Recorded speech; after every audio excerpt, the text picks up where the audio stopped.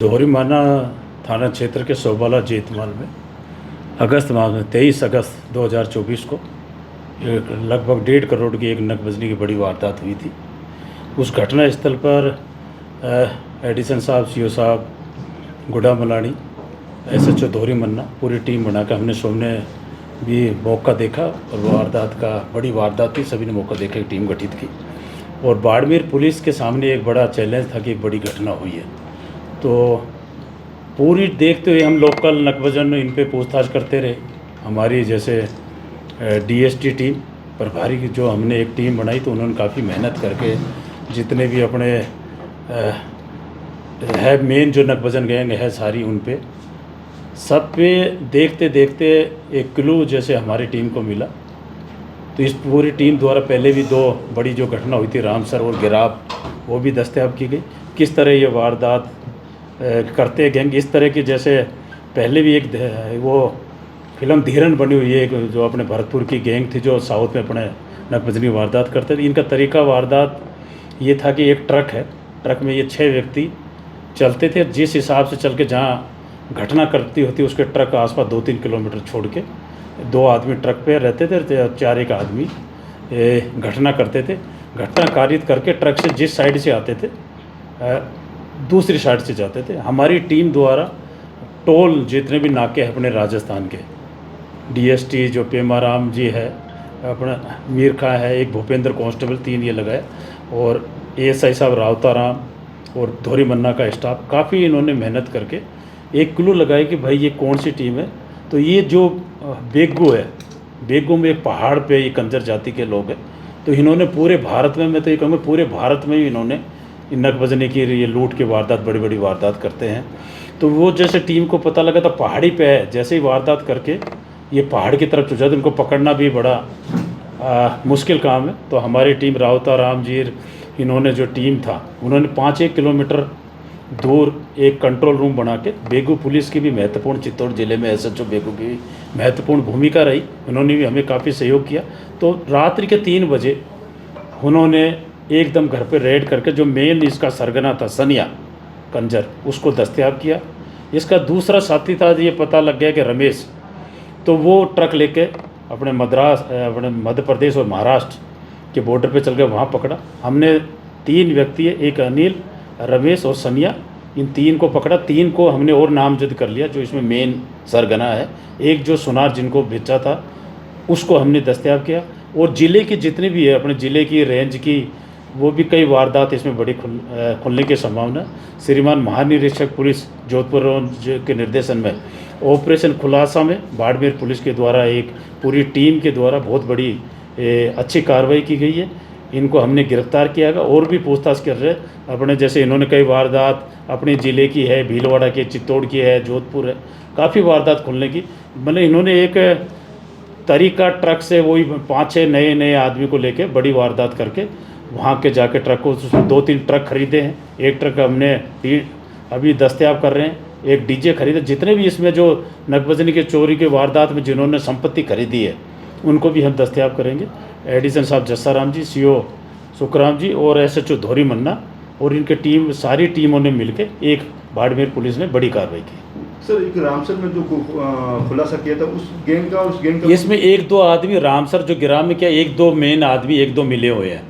एक जो इनकी तरीका वारदात है, ट्रक लेके आते हैं, क्या शगुन करके आते हैं भाई, जैसे सुबह वहाँ से चलते, जिस जगह चलते ट्रक दूर खड़ी करके वारदात करके और वापस ट्रक से दूसरे रास्ते से चल जाते हैं। ये हमने भी जब इतनी मेहनत करने का पता लगा कि हम भी ये सोच रहे कि भाई लोकल ज़िले के या आसपास के नकबजन ने इनकी तरफ जब पूरी मेहनत की टीम ने, तो बाड़मेर की और भी पहले की वारदात है, सारी वारदात को हम खोलेंगे।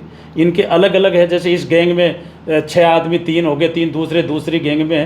पूरा उनका तरीका वहाँ के पूरे जो बेगू के पास जो गांव है जो कंजर जाति के समाज के हैं, वो पूरा ही बड़ी नकबजन वारदात करते हैं। अच्छा, ये गैंग एक ही है या फिर अलग अलग सरगना, उनके अलग अलग सरगना। एक सरगना हो जाता 5-6 आदमी रहते हैं, वारदात कर देते हैं, उससे संपत्ति खरीद लेते हैं, वो ज़मीन खरीद लेते हैं, मकान अच्छा बना लेते हैं, वो भी हम जब्त करेंगे और वो भी कार्रवाई करा रहे हैं। तो सर, ये चोरी करने के बाद में फिर अपने इलाके में चले जाते थे, क्या करते थे? नहीं, चोरी करके अपने इलाके में चल जाते थे। इलाके में भी नहीं जाते थे, ट्रक तो दूसरी साइड खड़े कर देते। और पहाड़ है जो मेन, जैसे पुलिस जाती तो पहाड़ में छुप जाते। लगभग 1 या 2 महीने वो पहाड़ पे छुपते थे।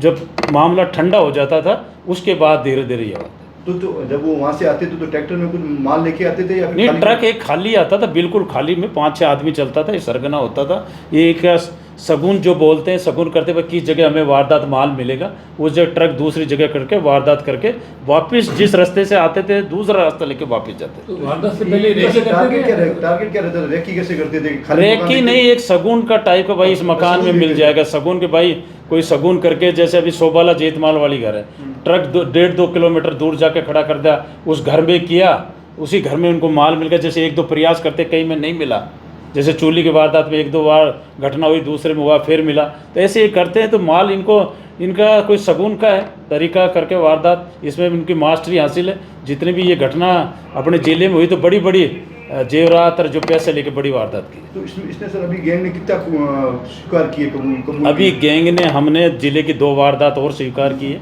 अलग अलग हो रहे हैं। उसमें जैसे मेन सरगना चेंज हो जाता है फिर दूसरा आ जाता है। 2 हमने पहले रामसर और गिराम में उनको जेसी करवा दी, उनमें 1-2 वांटेड है। हमारी टीम जो भी डीएसटी प्रभारी है पेमाराम और इनको जो भी संपत्ति संबंधी के बना रखी है, वापस टीम को भेजेंगे। डीएसटी टीम द्वारा एक बड़ी सराहनीय मतलब कार्रवाई की गई। तो अब तक सर कितने गिरफ्तार हो चुके हैं और कितने शेष बाकी हैं? नहीं, अभी तक हमने इसमें मतलब 3 तो मेन अभियुक्त, एक सुनार जिसको सोना दिया था वो गिरफ्तार कर लिए, और लगभग 3 आदमी और इस गैंग में, इस सोबाला जेतमल वाली घटना में, उनको भी इसी गिरफ्तार। तो सर कोई मोबाइल लोकेशन या ट्रैकिंग ये नहीं हो पाते थे? मोबाइल का इनका ये था कि एक मेन सरगना के घर पे ये मोबाइल करके आते थे, रख देते थे। कभी एक इस घटना में एक का मोबाइल हमें ट्रेस राम जी की गोड़ तक हुआ बस, पर ये वारदात में मोबाइल अपने घर रख के आते थे।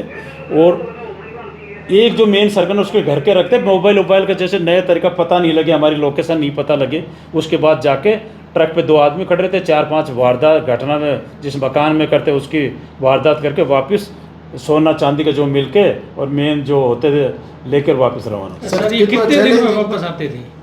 ये वारदात देखो, जो अगस्त के बाद 3-3, 4-4 महीने में अपने वारदात हुई है भाई। जैसे पहले सोबाला हुई, लोहारवा में हुई, चोली में हुई, रामसर में हुई, गिराम में हुई, मतलब महीना 2 महीने के गैप करके। और भी अपनी टीमें लगी हुई है आप? हमने, हमारी टीमें पूरी लगी, वहाँ टीमें भेजेंगे। बेगू पुलिस का भी मतलब चित्तौड़ पुलिस का बहुत योगदान रहा था। बेगू एसएचओ ने भी हमारी जब भी कोई ज़रूरत हुई मदद की, क्योंकि वो पहाड़ी क्षेत्र है, उनको अपन पकड़ने से, जैसे पुलिस जाती तो पहाड़ की तरफ आ जाता, तो उनको पकड़ना भी एक टेढ़ी खीर के है, बड़ी मेहनत करनी पड़ती है, क्योंकि जैसे ही उनको पता लगता पुलिस आ गई तो उस हिसाब से पहाड़ में लुक जाते हैं। सर पूछताछ में क्या सामने, किस तरीके से इनकी प्लानिंग थी? कोई यूट्यूब पे देखा या फिर फेसबुक पे? नहीं, इसकी जो मैं आपको बता रहा हूँ फिल्म धीरन बनी हुई है। भरतपुर की जो गैंग होती थी, साउथ में जो नकबजनी लूट की वारदात करते थे, बड़ी बड़ी वारदात की थी उन्होंने। और तो उस मूवी को देख के वो मूवी का मेन देख के उसी का जैसे ट्रक में आना और वो वारदात करना है।